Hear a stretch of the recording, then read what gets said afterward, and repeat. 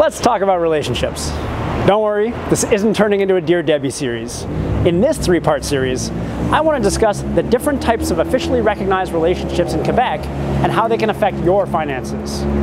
I'm Peter Guay of PWL Capital, and in today's Do It Together segment, I'll take you through the first type, de facto unions, what they are, and what happens to your assets should your relationship end.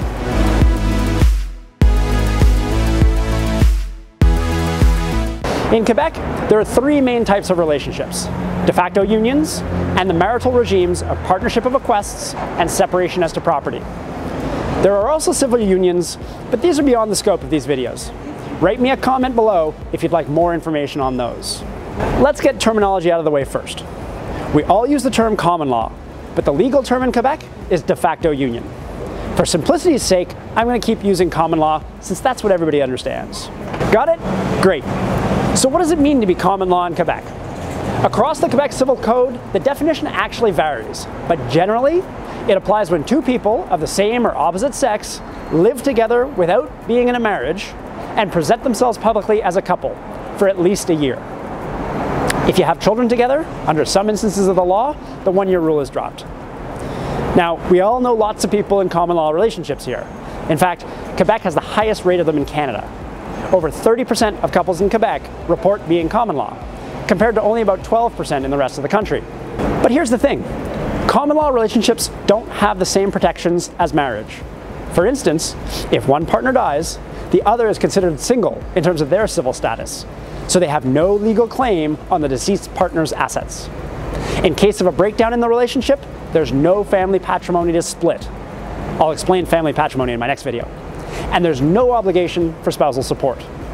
Now, if there are children as a result of the relationship, child support still has to be paid, and it's determined based on a formula set by the Ministère de la Justice.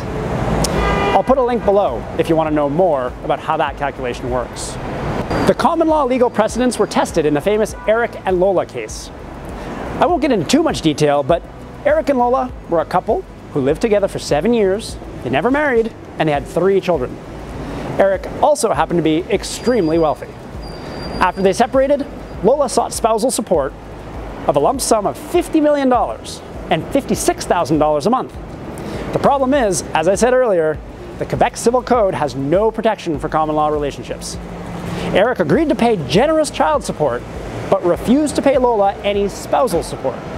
The case went all the way to the Supreme Court of Canada, which upheld the Quebec Civil Code, and Lola did not get spousal support. Now, it's not entirely bad news. Common law relationships do benefit from most, if not all, of the tax advantages of being married. You can roll your RRSP and your TFSA to your partner on death without incurring any tax, so long as you've stated it in your will.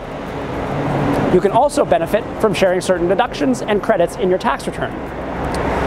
Now, you can and should put certain protections into place during your relationship through the right legal documents.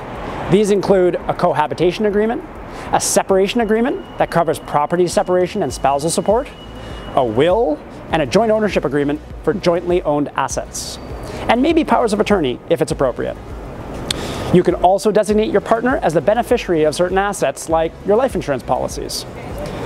This is where you want to talk to your financial advisor and/or a lawyer. So that's the overview of de facto unions. In my next video, I'll talk about the marital regime of partnership of bequests, which is the default regime in Quebec. If you're interested in more information like this, subscribe to my channel and click the bell to be notified when I release new videos, or follow me here on LinkedIn to stay in touch. I'm Peter Guay, and this has been Do It Together Financial Planning.